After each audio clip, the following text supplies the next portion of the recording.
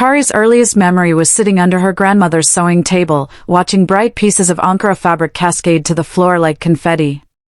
Even as a little girl, the humming of a sewing machine was a lullaby that told stories of colorful patterns and bold designs.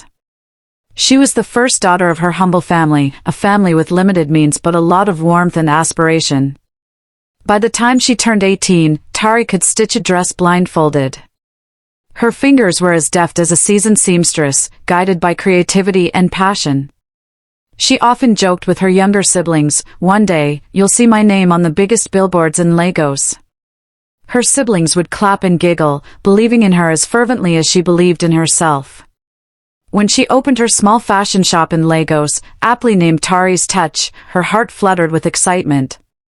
It was a modest space in a bustling market district known for its noise, color, and daily hustle.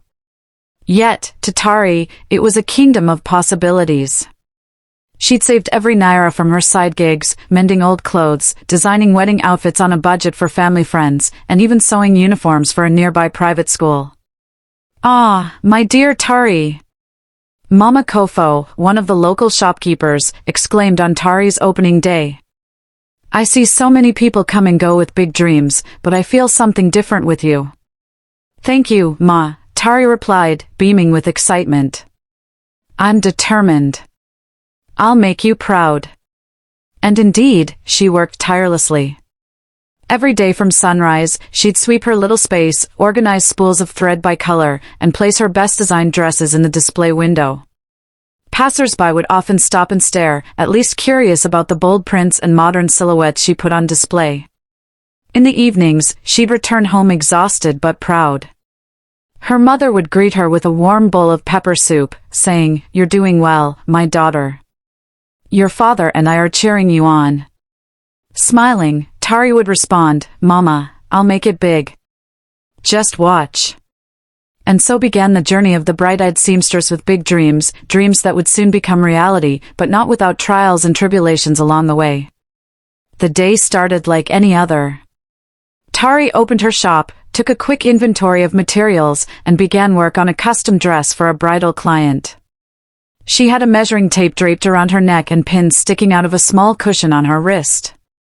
The streets of Lagos were alive with the daily grind, sellers hawking goods, taxi drivers honking, and shoppers bargaining for deals. Midway through stitching a delicate lace bodice, the door to her shop swung open.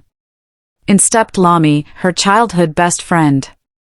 They had grown up on the same street, shared the same bench in primary school, and even had matching hair ribbons at their graduation. While life had taken them in different directions, Lami went on to work in a bank, they remained close. "Tari! My dear!" Lami exclaimed, pulling her into a tight hug. "My cousin from the east is in town. He's waiting outside." Tari smiled, curious. "Oh, you have so many cousins, Lami. Which one is this?" Lami laughed. "His name is Fola. Actually, my father's side is from Edo, but I guess we're all over the place. You'll like him, I promise. He's here for the Electronics Expo in Lagos." "Electronics Expo?" Tari raised an eyebrow, setting aside her measuring tape. "Interesting. Bring him in, nah." Fola stepped into the shop, and Tari's first thought was that he carried himself with a quiet confidence. He was tall with a warm, open smile. He greeted her politely, taking in the vibrant space with a quick, appreciative glance. "I've heard so much about you, Tari," he said, extending his hand in greeting. "Really?" Tari responded, shaking his hand with a small laugh. "I hope only the good things." Lami chimed in, "All good things. He's impressed by self-starters, and I told him you're the queen of hustle." Fola nodded. "Yes, I admire people with passion. Especially in a field as artistic as fashion. Your designs are quite impressive." Tari felt a flush of pride and quickly gestured at the dresses displayed on racks near the front. "Thank you. These are some of my new collections. I'm trying out bolder prints with structured cuts." As they spoke, a customer walked in to pick up a garment. Tari excused herself to finalize details with the client. Meanwhile, Lami and Fola exchanged knowing looks, each noticing Tari's focus and dedication. Later, as they left, Fola turned to Tari. "I'll be around for a couple of weeks. Maybe we can all grab dinner sometime?" Lami winked at Tari and teased, "Yes, let's do that. Tari, don't forget to invite me if you plan anything." Tari rolled her eyes playfully. "Of course. I'm not leaving you out." Little did she know that this casual introduction would become the seed of a significant life change, both in her personal life and her professional dreams. Over the next few weeks, Fola visited Tari's shop frequently. Sometimes, he came with Lami, but often he dropped by on his own under the pretense of checking on a new friend or passing by on business errands. Each visit felt like a small adventure.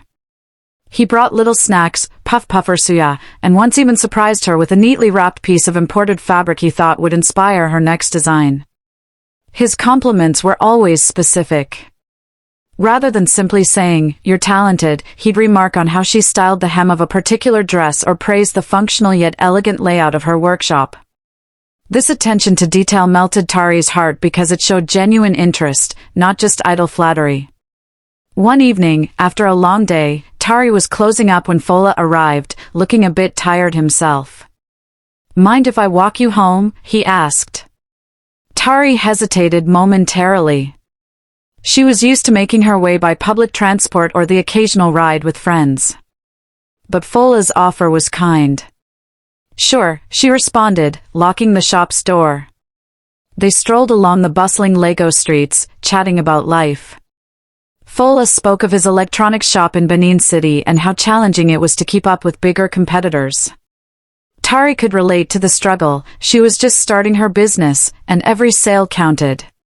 "You know," Fola began after a moment's pause, "there's something incredibly inspiring about seeing someone chase their dreams so fiercely. It reminds me that success doesn't come from just skill, but from genuine passion." Tari felt her cheeks warm. "I'm just doing what I love," she said, trying to downplay his praise. "It's not always easy, but it's mine." A comfortable silence settled between them as they navigated a crowded intersection. Then Fola added, "People like us, who are building from scratch, we need to support each other." There was something about his tone that made Tari's heart flutter. When she got home, she found herself replaying his words and that gentle look in his eyes. He felt reliable, caring, and surprisingly open, almost too perfect. That night, she texted Lami, "Fola seems too good to be true. Are you sure he's real?" Lami responded with a laughing emoji and a short message, "He's not a saint, but he's a good man. Trust me." Tari went to sleep that night, her mind swirling with possibilities. She was cautious, but her heart was slowly letting down its guard, ready to let someone in who genuinely respected her ambitions. Their courtship moved quickly. Within months, Fola and Tari were nearly inseparable. They attended church services together, visited Lami on weekends, and even traveled to Benin City to check on Fola's store. Tari was impressed by Fola's dedication to keeping his electronics business afloat, despite the challenges. Meanwhile, he continued to express awe at her growing client list and how she balanced finances at Tari's touch. Still, friends whispered about how fast everything was happening. "Tari," her mother cautioned gently one evening, "it's good that Fola respects your dreams. But are you sure you two are not rushing into marriage? Give yourselves time." Tari nodded, but her eyes shone with hopeful optimism. "Mama, I know it's quick, but it feels right. He understands me, and I understand him." Lami, however, was more direct. "Tari, watch his temper. I haven't seen it flare, but I've heard stories from other relatives. He can be stubborn." Tari brushed off the caution, convinced that every person had their flaws.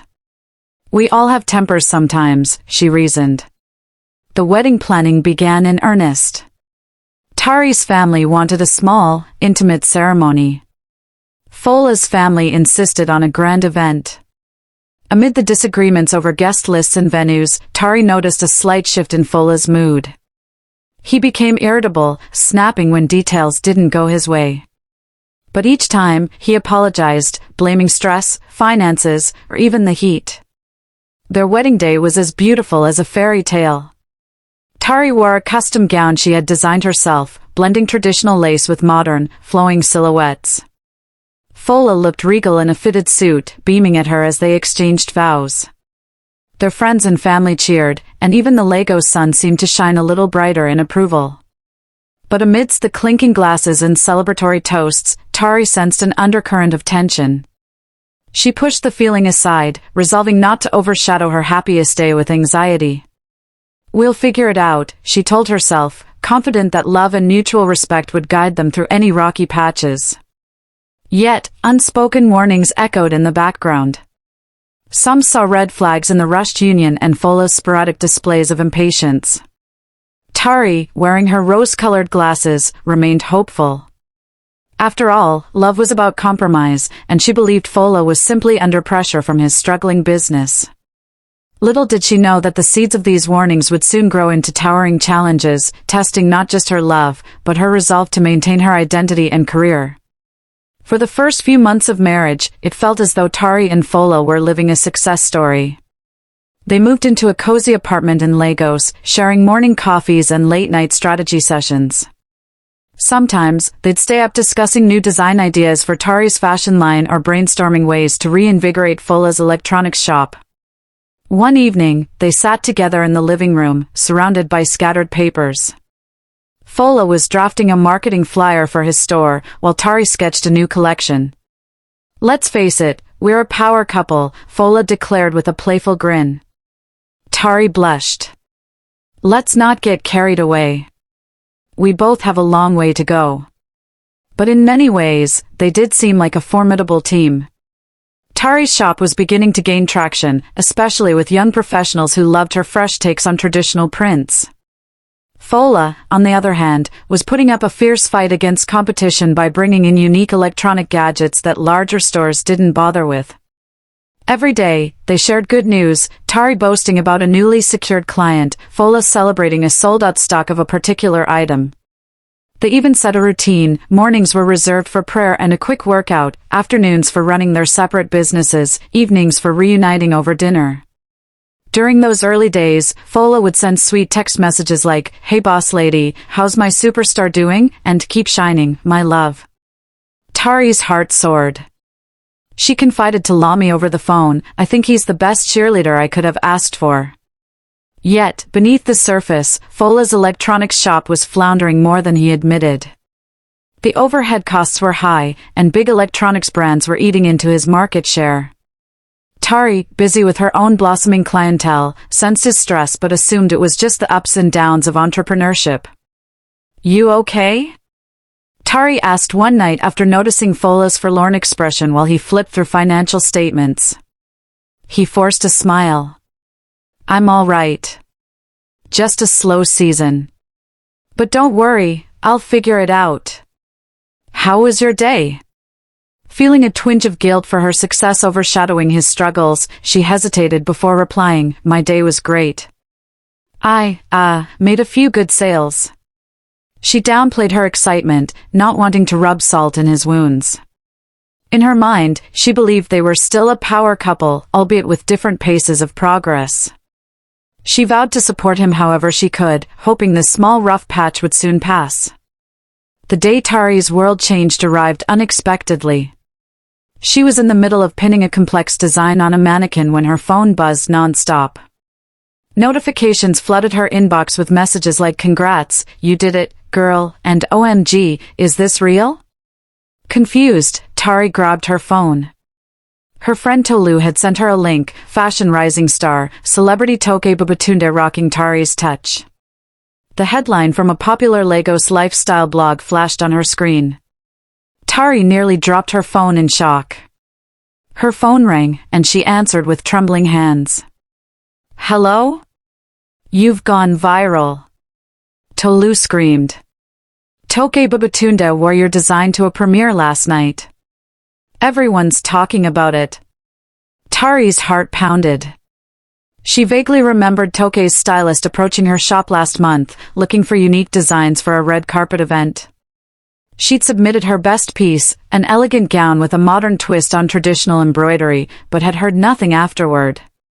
Now, it was front-page news in entertainment and fashion blogs. She rushed to her shop door, flipping the open sign. She needed fresh air. Standing in the bustling street, Tari glanced at the article again. They mentioned her brand name, her shop location, even her personal story about being a young entrepreneur. It was the kind of publicity that could skyrocket her career. She called Fola, voice trembling with excitement. "Babe, you won't believe this. Remember that celebrity design I did?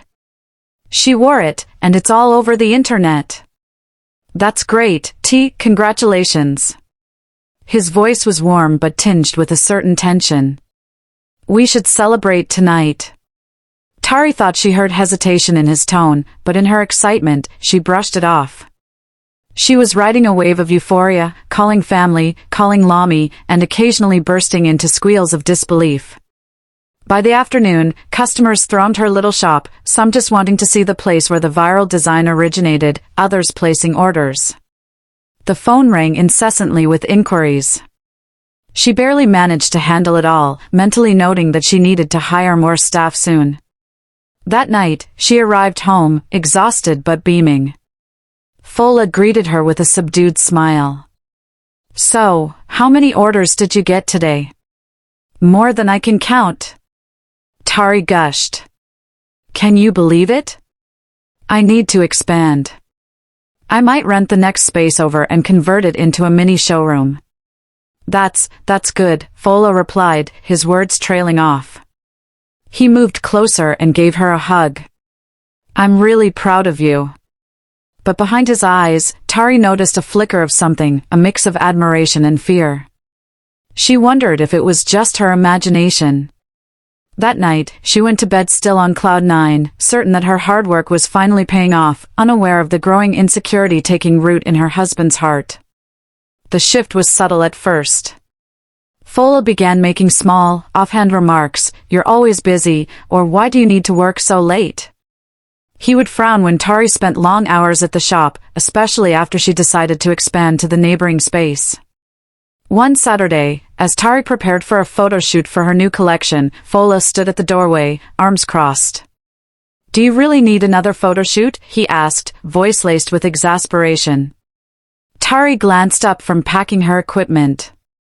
"It's important for my brand. People need to see the new designs." He forced a chuckle. "Yes, but can't you just post them on social media? Do you have to have a fancy shoot every time?" Tari raised an eyebrow. "This is how I stand out. You supported my vision before, remember?"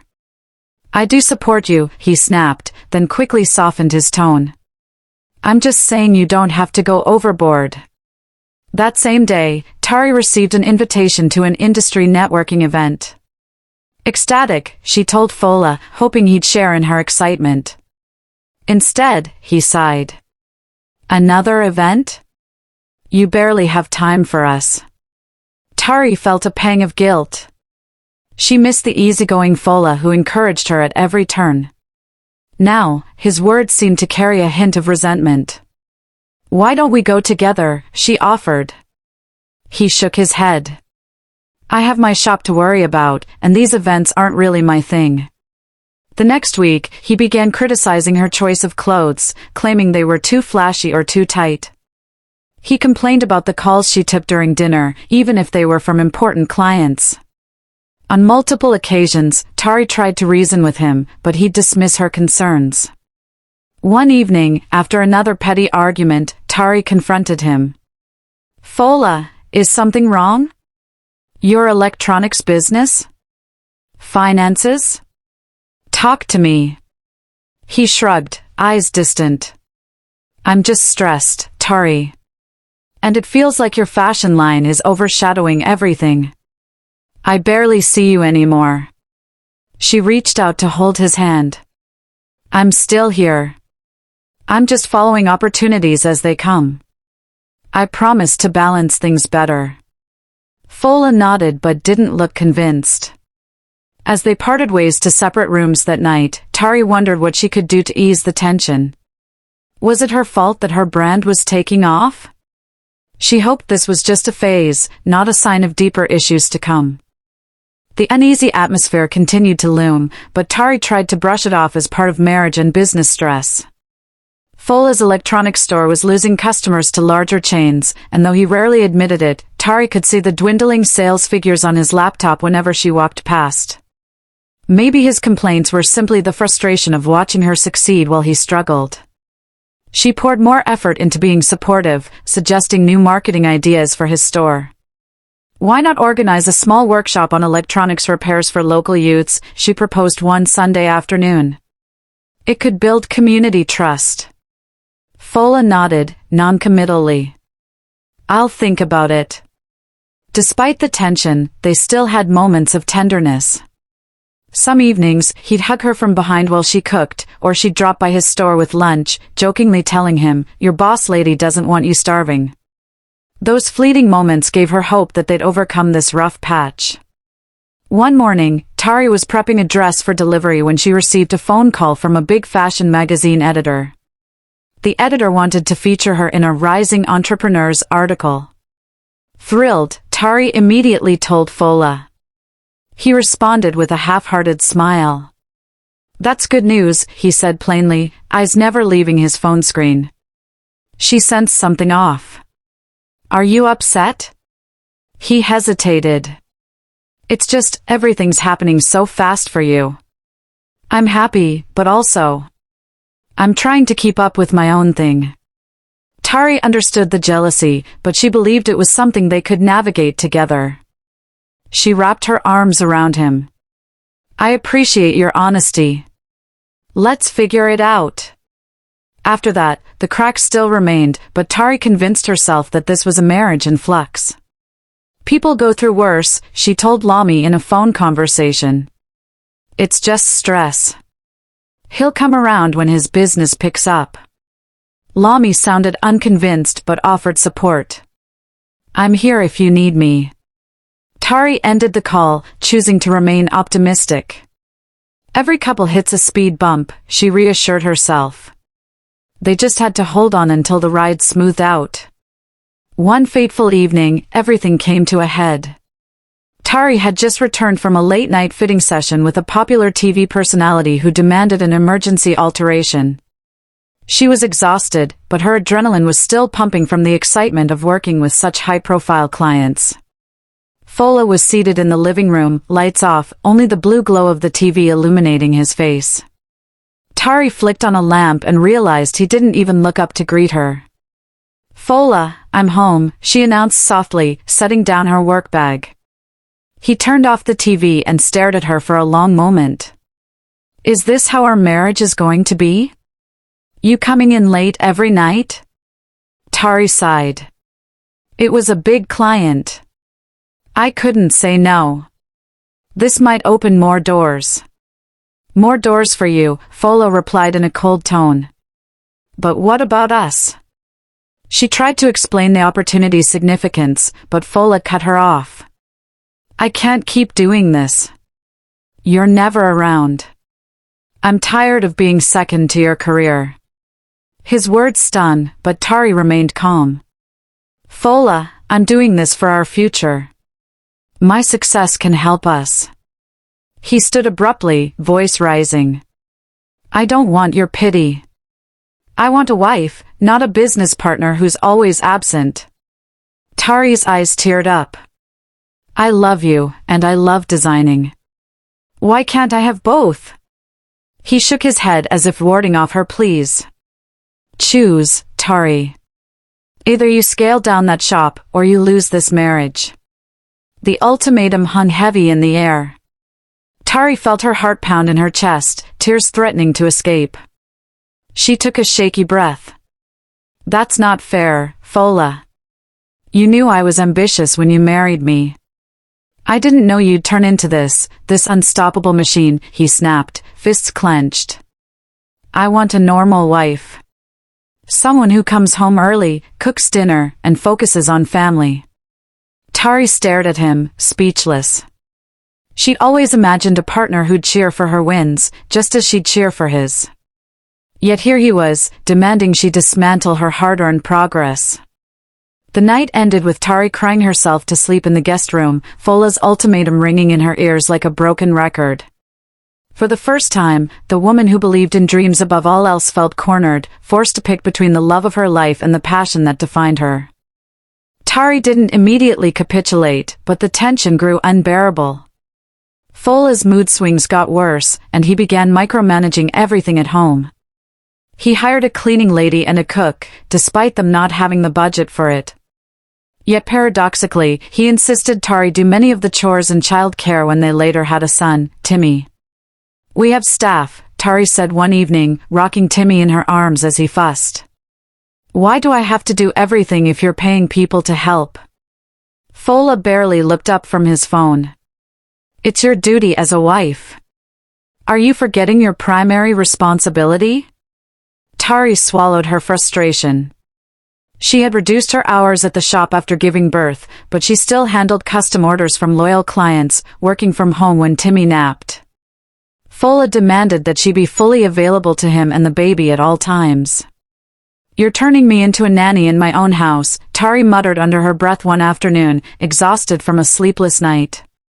She was folding a mountain of laundry while the nanny idled in the kitchen, scrolling through her phone because Fola had instructed that Tari personally handle everything related to the baby. Even worse, every time a business inquiry came in, Fola would glare at her. "This is family time," he'd say, snatching her phone away if she dared answer a work call. On a rare outing to buy fabrics, Tari ran into Lami in the market. Her best friend was alarmed at how drained Tari looked. "Tari, you're losing weight. What's going on?" Tari forced a half-smile. "I'm just tired. Balancing Timmy and the house is harder than I expected." "And the shop?" Lami asked, concern evident in her eyes. "I only do a few orders now, nothing big." Tari's voice caught in her throat. "Fola insists I stay at home." Lami looked horrified. "But that's your dream. You worked so hard for it. How can you just let it go?" "He won't let me run it like before. He says I'm needed more at home." She picked at the edge of a fabric sample, tears threatening to spill. "And I don't want to keep fighting." As they parted, Lami gave her a fierce hug. "You're the strongest person I know. Don't lose yourself." Tari nodded, but she felt more trapped than ever. She loved her baby and cared for her marriage, but her passion was slipping through her fingers. She was becoming a house help in a mansion built on her own talent and ambition, a reality that weighed heavily on her heart every single day. One morning, Tari was tidying up the living room when she found a suspicious folder near Fola's desk. Normally, she respected his privacy, but something made her open it. Inside were design sketches, her design sketches, and an agreement letter with a competitor's fashion label. Her heart lurched. The sketches were old designs from her early catalog, now signed under a different brand name. The document indicated that Fola had sold them for a lump sum. Tari felt her hands tremble as she flipped through the pages. "Fola!" she yelled, storming into the bedroom. Her voice startled Timmy, who was napping in the nursery. "What is this?" Fola was sprawled on the bed, scrolling on his phone. He barely reacted at first. Then he saw the folder in her hand and sprang up. "Where did you get that?" Tari's anger flared. "Are you stealing my work? My designs?" He looked away, jaw clenched. "I needed money for my electronics shop. Those designs were just lying around, anyway." "Lying around?" "They are my creations." Tari's voice broke with betrayal. "How could you do this without my permission?" Fola swallowed hard. "I tried to talk to you about finances, but you were too busy. I had no choice." Tari's eyes filled with tears, but they were tears of rage and hurt. "That doesn't justify stealing what I spent years building."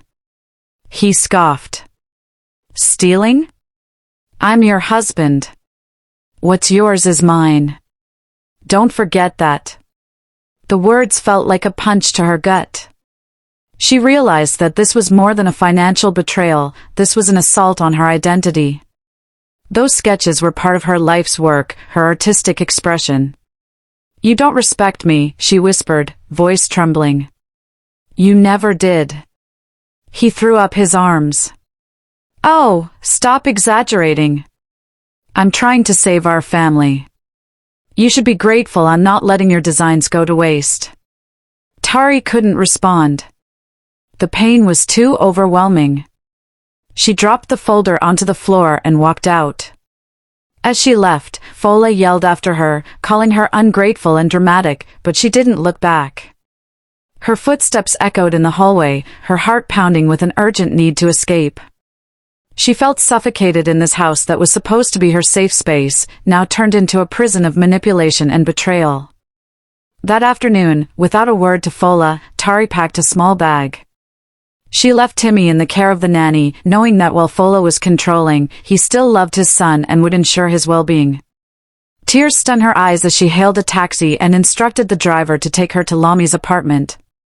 When she arrived, Lami was at work. Tari let herself in with the spare key she'd been given for emergencies. Collapsing onto the sofa, she let out all the tears she'd been holding back, sobs of anger, frustration, and heartbreak. Lami returned that evening, shocked to find Tari in such a state. My God, Tari! What happened? Through choked words, Tari spilled the entire story, Fola's controlling nature, the stolen designs, the ultimatum to abandon her career. Lami listened, her face a portrait of disbelief and rage. You've been living like this? She asked, voice quivering with empathy. Why didn't you tell me sooner?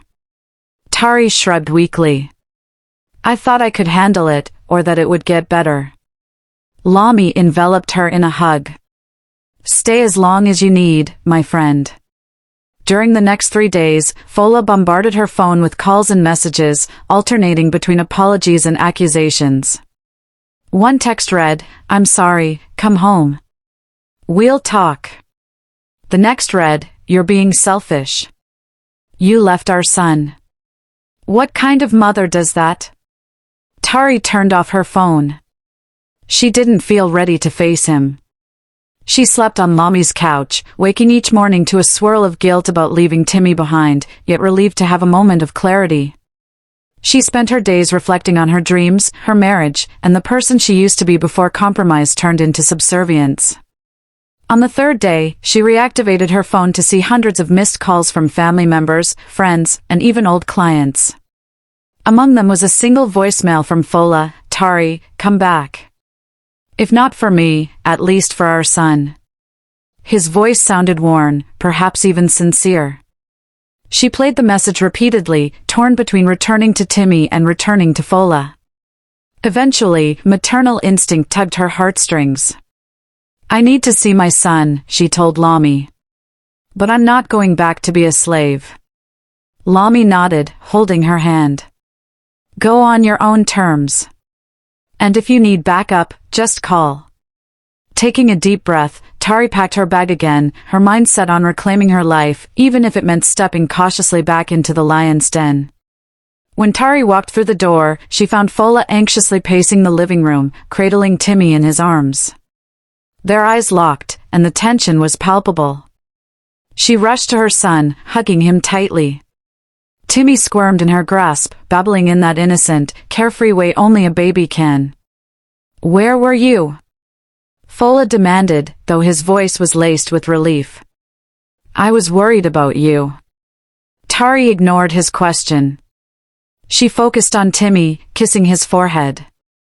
Then, still holding her son, she looked up at Fola. I needed time, she said calmly.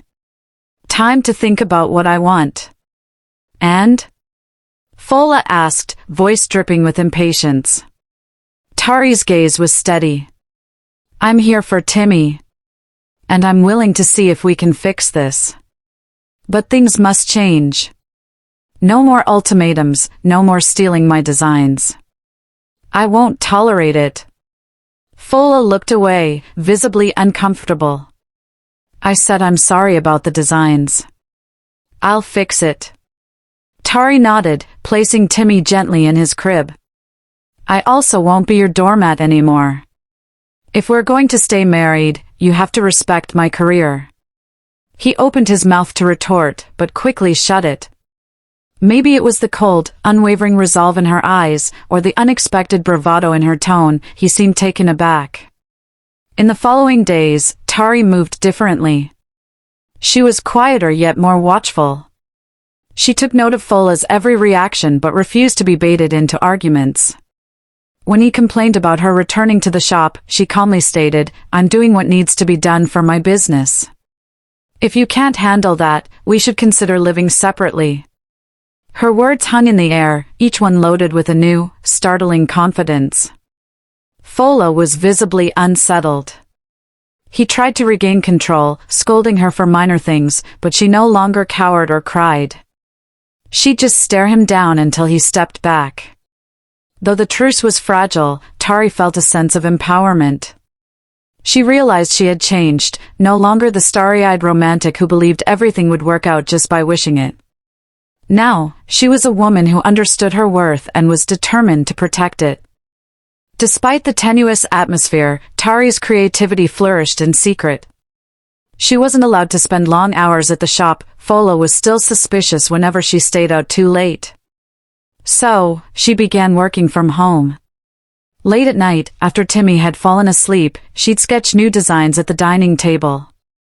She quietly contacted her most loyal clients, telling them she was taking orders again but would be designing from her home. At first, they seemed hesitant, remembering how she'd disappeared from the public eye. But once she showed them her new, innovative sketches, modern fusions of traditional Nigerian fabrics, they couldn't resist. She transformed the spare bedroom into a mini design studio, setting up her sewing machine and storing bolts of fabric in plastic bins. Whenever Fola left for his electronics store, she'd bring out mannequins, draping them in cloth and meticulously stitching each seam.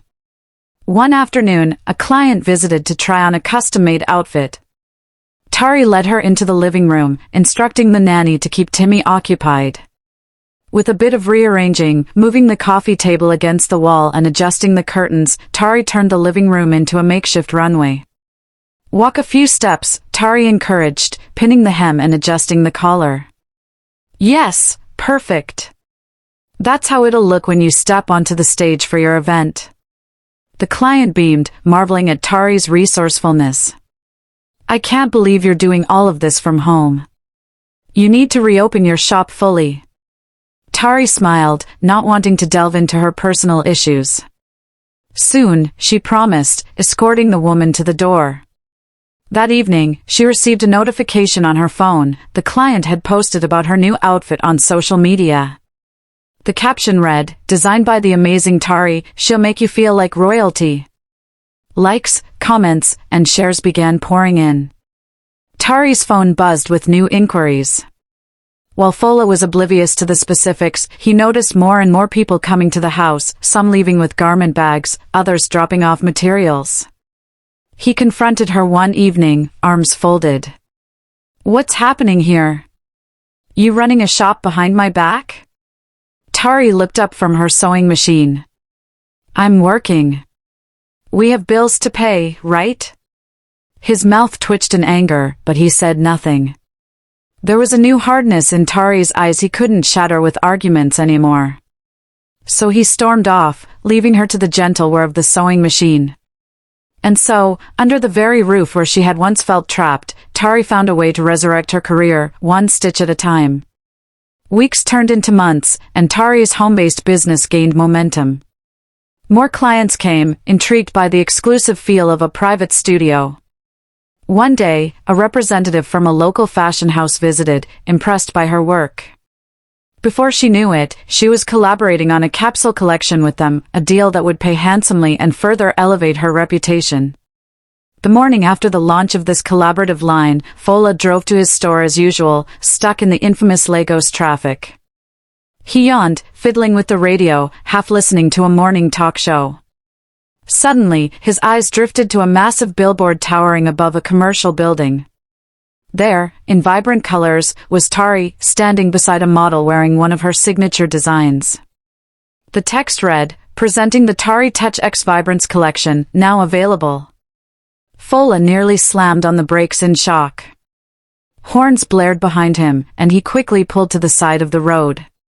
For a moment, he just stared at his wife's face on the billboard, realization washing over him like a cold wave. He reached for his phone, dialed Tari's number. She answered on the third ring, her tone calm and cool. "Hello, Fola. You have a billboard?" he stammered, voice laced with disbelief. "When did you do this?" Tari exhaled. "I've been working hard, Fola. You knew I was designing, you just chose not to pay attention." "This is huge, Tari," he muttered, still gazing at the billboard. A mixture of pride and jealousy churned in his stomach. "We should have talked about it." "We hardly talk, remember?" she responded, voice tinged with sadness. "But if you want to discuss it, we can, when you get home." Fola hung up, his emotions swirling. Part of him felt proud that his wife was finally getting the recognition she deserved. But another part felt threatened. Her success was a glaring reminder of his own failures. The electronics shop's future was bleak, and it didn't help that the entire city was now buzzing about Tari's incredible designs. As he pulled into his store's parking lot, Fola couldn't stop staring at his phone wallpaper, a family photo of him, Tari, and Timmy. The vibrant, smiling face of Tari contrasted painfully with the turmoil in his mind. He dreaded the conversation they'd have later, unsure whether he'd be able to hide his growing resentment. Within days of the billboard's launch, Tari received an invitation from a popular podcast host known for spotlighting rising stars in Nigerian business and entertainment. The host wanted Tari to share her entrepreneurial journey. With some trepidation, she agreed. The podcast episode aired live on social media. Tari wore a striking outfit, one of her own designs, naturally, portraying confidence and grace. The host, a charismatic woman named Ao, greeted her with enthusiastic praise. "Tari, you're the talk of the town!" Ao exclaimed. "Please, share with us how you started." Tari began by narrating her humble beginnings, how she discovered her love for fashion under her grandmother's sewing table, and the struggles she faced breaking into the competitive industry. As the interview progressed, the conversation shifted to deeper topics: marriage, ambition, and societal expectations. Ao leaned in, curiosity lighting her eyes. "Your story is so inspiring, but I sense there have been challenges. How did you overcome them?" Tari paused, choosing her words carefully. She wanted to be authentic, but also didn't want to smear her family's name. "I faced resistance, even in my own home," she finally said, voice steady. "People often expect a wife to put her dreams aside. I realized I couldn't do that. My dreams are a part of who I am." "Wow, that's powerful," Ao responded. "Without naming names, can you give us an example of a time you almost gave up?" Tari took a deep breath. "There was a point when I was told I had to choose between my marriage and my work. It was the lowest moment of my life. But I learned that true love doesn't ask you to give up your passion. If it does, then it's not really love." The internet lit up within minutes of her heartfelt confessions. Tweets, Facebook posts, and Instagram stories exploded with quotes from the interview. Tari's voice of empowerment, some headlines read.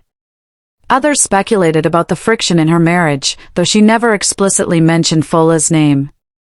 By the evening, the podcast had over 1 million views, and DMs from aspiring designers, women entrepreneurs, and even established fashion moguls flooded Tari's inbox. She felt simultaneously liberated and anxious, knowing the spotlight could bring both opportunities and consequences. Meanwhile, Fola saw snippets of the interview circulating on his social media feed. Each phrase about resistance in her own home felt like a knife.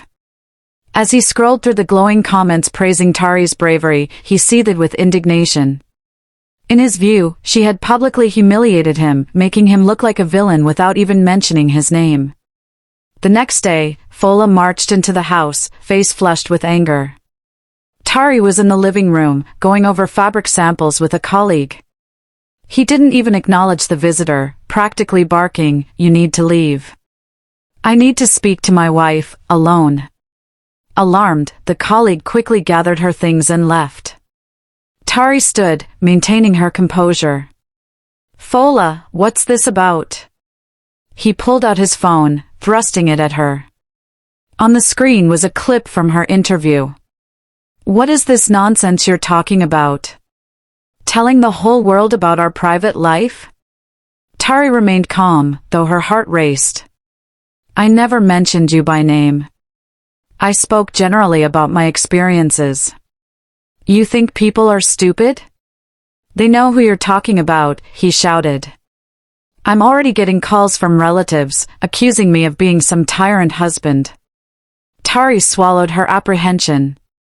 "Then maybe you should reflect on why they believe that. You've been acting like one." His nostrils flared. He paced the floor like a caged animal, fists clenched. "You need to withdraw your statement, apologize publicly. Tell them you exaggerated." Tari stiffened. "No. What I said is my truth." Fola's temper boiled over. He lunged forward, grabbing her arm. "I said, you'll apologize," he hissed. Tari yanked free, glaring at him with fierce determination. She was no longer the frightened woman who cowered at his outbursts. "Don't you dare lay hands on me again," she warned, voice trembling with controlled rage. Just then, the front door flew open. Lami rushed in, having heard Fola's raised voice from the driveway. "What's going on here?" she demanded, stepping between them. Fola glowered at both women, then stormed off, slamming the bedroom door behind him. Tari exhaled shakily, grateful for Lami's timely intervention. After ensuring Tari was unharmed, Lami spoke softly, "This can't continue. You need to protect yourself." Tari shook her head, eyes brimming with tears. "I know. I'm done living in fear." The confrontation was a wake-up call for Tari, a stark reminder that Fola would stop at nothing to control her. But she was determined now more than ever, no more running, no more hiding. She would stand her ground, even if it meant risking everything. In the aftermath of the confrontation, Tari's story spread throughout the fashion community, thanks in part to her viral interview and the hush-hush gossip about the strain in her marriage. Word reached several influential women in the industry, designers, magazine editors, and business tycoons who believed in uplifting young talents.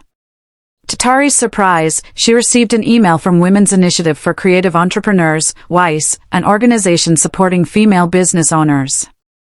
They wanted her to be their keynote speaker for an upcoming conference focusing on resilience and empowerment.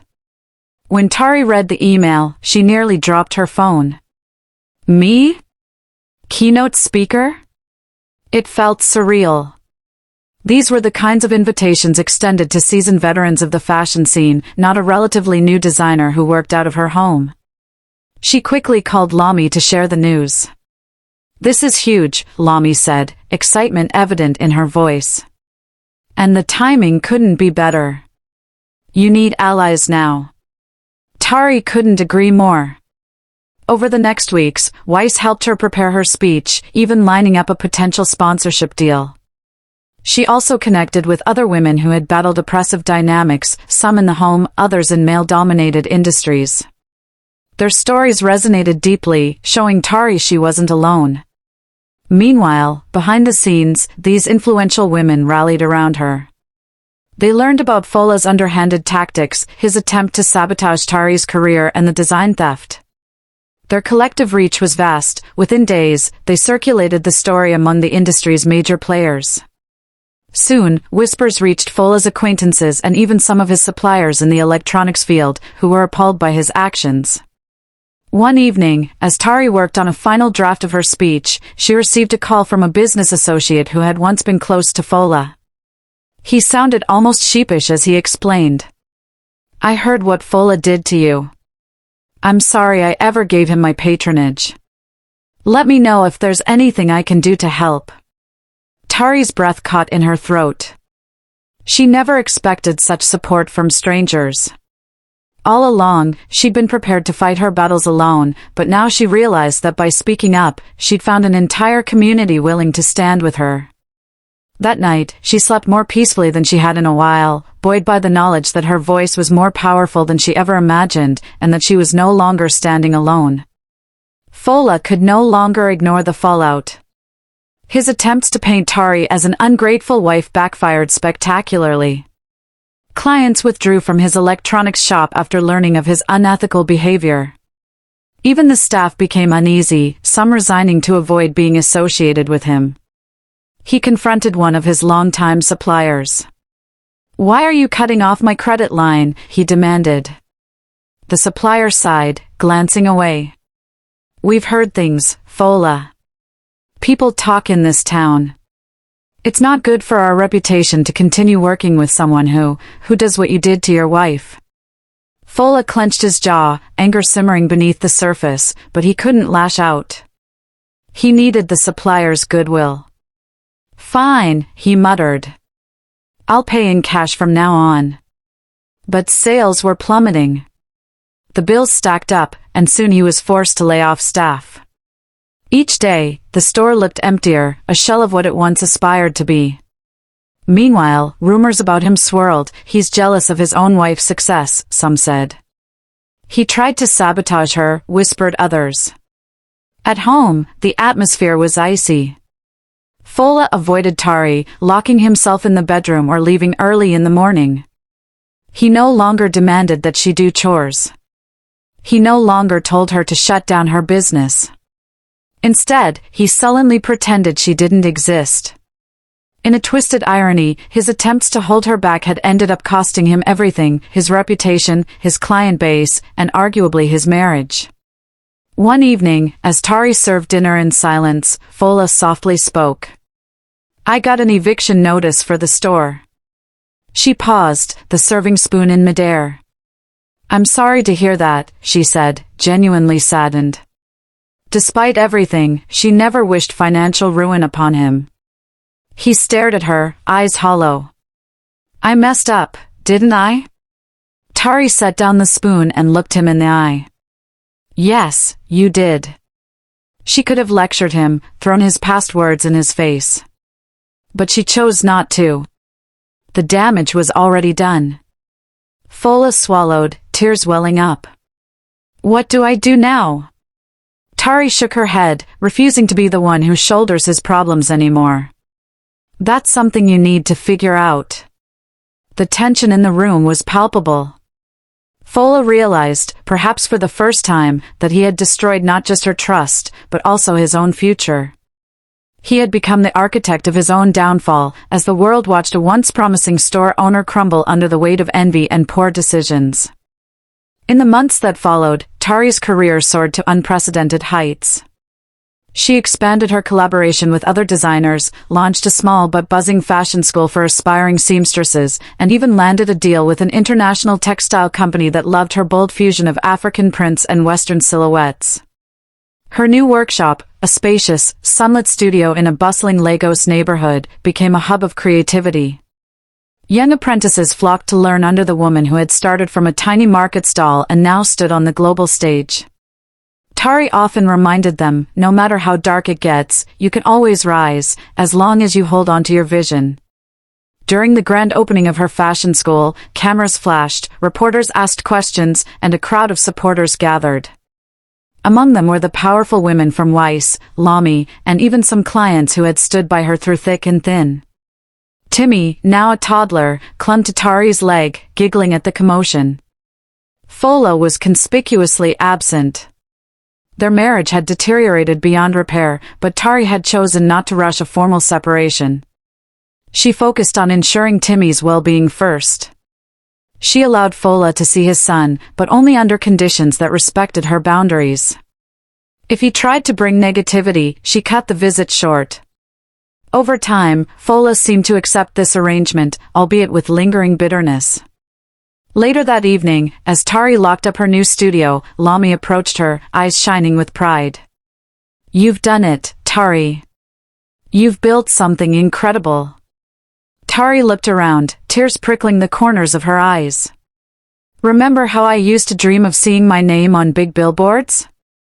And now, it's all happening. Lami laughed, pulling her into a hug. Not just billboards, magazines, TV, the internet. Tari's touch is everywhere. In the following weeks, Tari's story resonated with countless women across Nigeria and beyond, those who had felt stifled by societal expectations or weighed down by controlling relationships. She became a beacon of hope, her fashion school a sanctuary for creative minds that yearned to bloom. Standing before her students one day, she shared a final piece of wisdom: life can push you down, and even those closest to you can become obstacles. But your dreams are worth fighting for. Build your empire, stitch by stitch, and never let anyone make you choose between your destiny and their comfort. The applause that erupted was thunderous, echoing through the halls of her fashion school, a triumphant sound that proclaimed, once and for all, that Tari was no one's victim, no one's nanny in her own mansion. She was the architect of her own future, rising from the ashes to construct an empire that would inspire generations to come. The end.